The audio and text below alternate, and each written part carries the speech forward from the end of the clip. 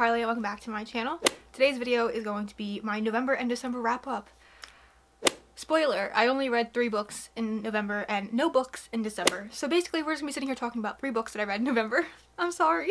I did not read much towards the end of 2020. I was just in a book slump. I had no desire to read. But in November I did read some pretty damn good books. So let's just kind of go over what I read in November. I read 3 audios. Obviously, I wasn't reading anything physically. I have not picked up a physical book in God knows how long. It feels so bizarre to not be picking up a book and physically reading it anymore. I read 1 thriller / horror, I read a fantasy, and then I also read a gothic fiction. So, I had 1 2-star and 2 5-stars. So, even though I didn't read as much, I still had a good reading month for November. We're not going to talk about December because I didn't read anything. I was just listening to podcasts my entire time at work, and I was vibing, I was fine. The first book that I read in November was The Shining by Stephen King. This kind of made me realize that I don't like Stephen King's writing. So I gave this a 2 stars. It literally took me so fucking long to get through. It is, first off, a really hefty book. The audiobook is like fucking like 24 hours long. It could be even longer than 24 hours. It could even be 50 hours long. I don't know. It was a long time. And while I was reading it, I was talking to my friend about it because we had just watched The Shining. And I was like, ooh, we should read The Shining now. And I think she had already previously read The Shining, but I didn't. So I wanted to try and give it a try. Which is my mistake because I think this is my first Stephen King novel that I actually read all the way through. And it just kind of made me not like Stephen King's writing. I know he's a really popular author on BookTube. Everybody loves him. Everybody has big Stephen King shelves. Just not for me. My tiny peanut brain obviously cannot comprehend his writing. It's just so dense, and I was very confused the entire time I was listening to The Shining. I'm just gonna say that now. So I gave it a 2 out of 5 stars. It was 659 pages, which is absolutely absurd. So I'm just gonna say that it wasn't for me. I'm not reading anything Stephen King anymore. It is about this couple that kind of like is snowed in at this hotel, I guess, and shit happens. Honestly, just watch the movie. We're back. My SD card was saying it was full, so I decided to go out and buy a new one just for me to come back, format the old card, and it works. So I just spent $40 for no reason. Let's get back into the video.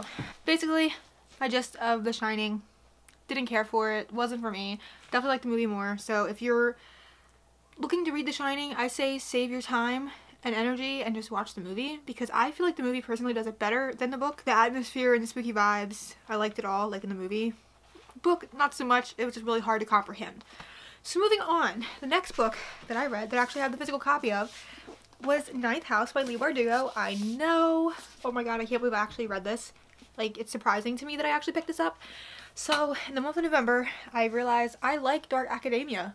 And so I kind of just went crazy and read just dark academia. So this is about a girl named Alex Stern, I'm pretty sure. And she's going to Yale as a freshman. And basically, it's just not your regular school. Like, there's a lot of shit that goes on around there. I actually do forget what the fuck happened in this book. But I did like it. I did like it. I gave it a 5 stars. And basically, she just has this guy named Dar. There's some guy in there that, like, has helped her and trained her. And now she's kind of, like, fighting all the bad that happens at the school. That's all I really can remember. I really do want to reread this at some point, especially because there's a second book coming out for it. So when the second book comes out, I probably will take my time to reread this. But I did like this. It is a hefty book, and it actually read really well. I tried a bunch of books, not a bunch of books, but I tried the Darkling series. That's not even what it's called. I read the other really popular books by Leigh Bardugo. I forget what they're called right now because I only read the first one, tried to read the second one, didn't like it, and so I didn't have the entire series.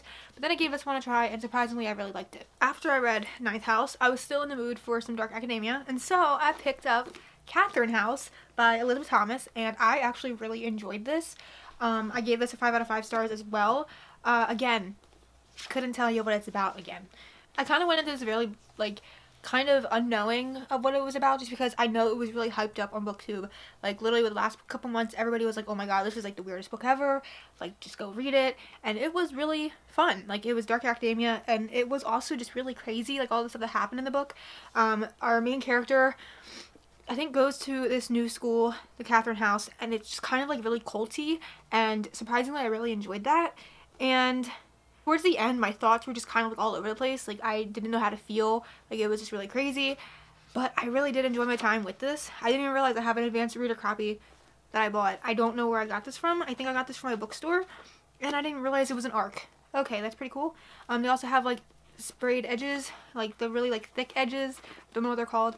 But yeah, I definitely do like this. I definitely think I'd pick up Elizabeth Thomas's books again. I think this might be a debut novel for this author. So I'm not 100% sure if she has any other books out right now.